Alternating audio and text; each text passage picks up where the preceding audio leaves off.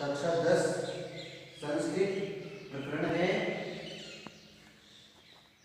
शुद्ध अशुद्ध या व्याकरण ज्ञान में जो अपना प्रश्न आता है नवीन पाठ्यक्रम में उसकी सामान्य जानकारी। अपने पास सर्वनाम शब्द सह तौ ते त्वम युवाम युयम और अहम आवाम वयम, उसी के अनुरूप क्रिया या धातु उसका पढ़ता का रूप दिया हुआ है तीनों लिंगों में। किसी भी वाक्य का कर्ता पुल्लिंग, स्त्रीलिंग या नपुंसकलिंग हो सकता है, लेकिन उसका क्रिया पर कोई प्रभाव नहीं पड़ता है। क्रिया पर उसका कोई प्रभाव नहीं पड़ता है। जैसे स यानी वह है, पुल्लिंग है, तो वे दोनों, ते वे सब, ये पुल्लिंग का रूप है।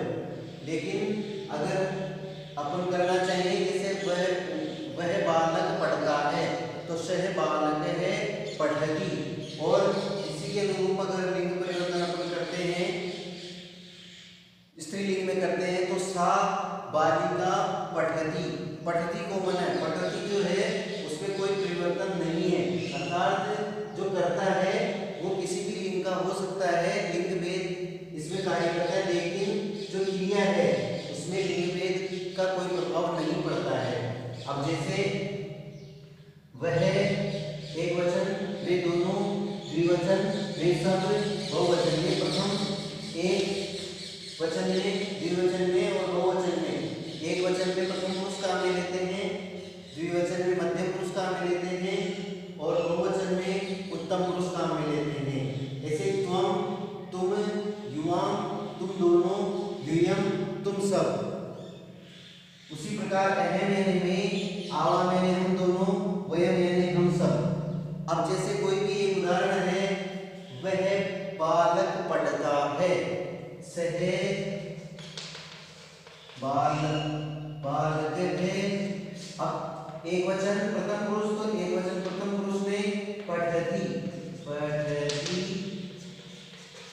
इसका हुआ वह बालक पढ़ता है, पढ़ती। अगर वही बालक दो हो द्विवचन में तो वहां आ जाएगा तो बालकों पढ़ते हैं, यह आ जाएगा तो बालकों पढ़ते हैं। और इसी प्रकार अगर बहुवचन में आता है ते वे सब, तो ते बालकः पठन्ति, यह आ जाएगा ते बालकः पठन्ति। तो जो अपना शुद्ध और अशुद्ध वाला प्रश्न है वो इस पे निर्भर करता है कि वो व्याकरण की दृष्टि से शुद्ध हो, तो उसके लिए ये सामान्य जानकारी बहुत ही आवश्यक है। उसी प्रकार जैसे युष्मद् और अस्मद्, इनमें लिंग भेद नहीं होता है। अस्मद् युष्मद् में चाहे पुल्लिंग हो, चाहे स्त्रीलिंग हो, चाहे नपुंसकलिंग हो, उसमें त्वम अपन काम में लेंगे तुम के लिए, तुम दोनों के लिए काम में लेंगे युवाम, और तुम सबके लिए काम में लेंगे युयम। उसी प्रकार अहम यानी मैं, चाहे पुल्लिंग हो, चाहे स्त्रीलिंग हो, चाहे नपुंसकलिंग हो, उसमें मैं अहम यानी मैं, आवाम यानी हम दोनों, यानी द्विवचन में हम दोनों, दो के लिए, और वयम हम सब, बहुवचन में हम सब के लिए। अब इसी के अनुसार ये जो काम में लिया हमने, जैसे ये त्वम है, त्वम तुम पढ़ते हो, तो इसके लिए आएगा पठसी, त्वम पठसी, त्वम पठसी। ऐसे ही अगर युवाम के लिए लेंगे तो युवाम पढ़ता है। जिस क्रिया में जिस कर्ता जो है, जिस लिंग का, जिस विभक्ति का, जिस वचन का है, उसी रूप में अपन उस वचन में का तो जो क्रिया होती है उसी वचन का की क्रिया लगती है। अब जैसे है युयम, तो युयम तुम सब, इसके लिए क्रिया लगेगी पठत। अब आता है जैसे अहम, अहम में मैं, तो ये बहुवचन है उत्तम पुरुष का, तो अहम पठामी, इसके लिए काम में लेंगे अहम पठामी। आवाम के लिए काम में लेंगे पठावह, यानी आवाम पठावह, और वयम के लिए काम में लेंगे पठामह, वयम यानी हम सब, और पठामह यानी पढ़ते हैं, वयम पठामह। तो अपन ने जो जानकारी प्राप्त की कि कर्ता जिस वचन और जिस लिंग का है उसी अनुरूप क्रिया भी उसी वचन और उसी लिंग की अपन काम में लेंगे, लेकिन क्रिया में लिंग भेद नहीं होता। तो जो कर्ता है जिस वचन में है उसी अनुरूप उसका क्रिया में वही वचन काम में लेंगे। जैसे उदाहरण के लिए अपन ने पढ़ा है यहाँ एक वचन है तो एक वचन का ही अपन यहाँ क्रिया उसमें लगाएंगे। जैसे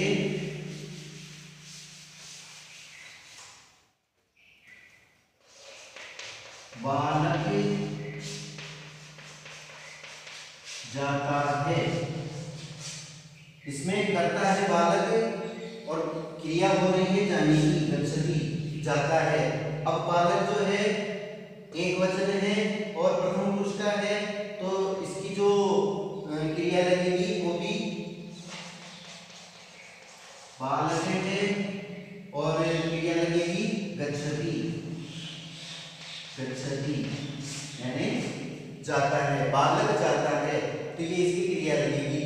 यही बालक अगर द्विवचन में दो बालक में तो उसी रूप में गच्छत है और बहुवचन है तो गच्छन्ति। तो इस प्रकार से अगर ये अपन ठीक प्रकार से समझ लेते हैं तो अपना शुद्ध अशुद्ध जो प्रश्न आएगा बोर्ड में वो काफी हद तक अपना सही जा सकता है। लेकिन इसके अलावा विभक्तियों का ज्ञान भी होना आवश्यक है और व्याकरण की जो जानकारी है उससे अपन इस प्रश्न को अपन शुद्ध कर सकते हैं।